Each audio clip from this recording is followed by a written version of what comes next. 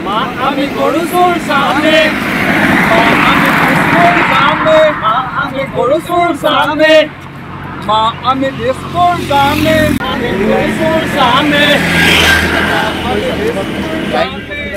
আমি গরু চোর সামনে আমি গরু চোর সামনে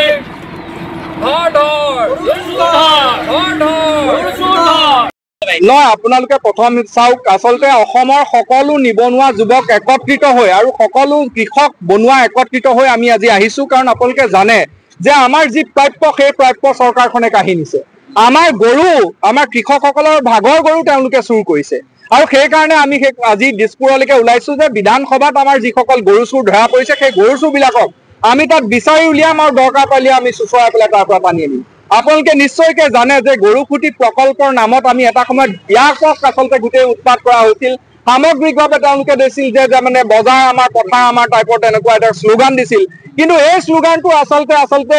শেষত গৈ পেলাই যে চৰকাৰী গৰু আমাৰ আৰু টকা পইচাও আমাৰ লোনো আমাৰ এনেকুৱা ধৰণৰ এটা কথাত পৰিণত হ'ল আপোনালোকে জানে যে ৫৬জনী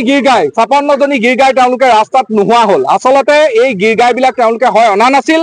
নহয় আমাৰ সন্দেহ হৈছে তেওঁলোকে কোনোবা এই গৰু মাংস বিক্ৰী কৰা ঠাইতো তেওঁলোক হয়তো এইবিলাক বিক্ৰী কৰি দিব পাৰে মনে মনে গতিকে এনেকুৱা কিছুমান কামো এওঁলোক কিমান তললৈ যাব পাৰে তেওঁলোকে তেনেকুৱা কামো কৰিছে বুলি আমাৰ সন্দেহ হয় আৰু দ্বিতীয়তে আপোনালোকে চাওক যিখিনি সময়ত আমাৰ সাধাৰণ আই মাতৃসকলক তেওঁলোকে ১২৫০ টকাৰ টুপটো সন্মুখত দেখুৱাই তেওঁলোকক দৌৰাই ফুৰিছে গছ এজোপা ৰুবলৈ দি পেলাই গছজোপাৰ লগত ফটো উঠি পেলাই তেওঁলোকক আচলতে কি হয় ১০,০০০ টকাৰ টুপ দি পেলাই তেওঁলোকক মাহৰ পাছত মাহত তেওঁলোকৰ যিবিলাক দলীয় সভা সেইবিলাকত দৌৰাই ফুৰিছে অথচ তেওঁলোকে নিজৰ ঘৈণীয়েকৰ নামত কি কৰিছে ৫০ লাখ টকাৰ ৰাজসাহাৰ্য লোন লৈছে এই ৫০ লাখ টকা যদি ৰাজসাহাৰ্য পাবলগীয়া হয় তেতিয়াহ'লে এগৰাকী আই মাতৃ যদি তেওঁ গোটেই জীৱন কালত পাবলগীয়া হয় তেতিয়াহ'লে ৩৩৩ বছৰ জীয়াই থাকিব আপোনালোকে ভাবি চাওক আমাৰ আইসকলে পায় ১২৫০ টকা তেওঁলোকে পায় ৫০ লাখ টকা আমাৰ ল'ৰাবিলাকক মুখ্যমন্ত্ৰীয়ে কৈছে যে ২ লাখ টকা দিম তোমালোকে ২ লাখ টকা উদ্যোগপতি হোৱা আৰু ইফালে তেওঁলোকে কি কৰিছে জয়ন্ত মল্ল বৰুৱাৰ ঘৈণীয়েকক কি দিছে ৫০ লাখ টকা কি কাৰণে দিছে যে মন্ত্ৰীত্ব যোৱাৰ পাছত কেনেকে চলিবা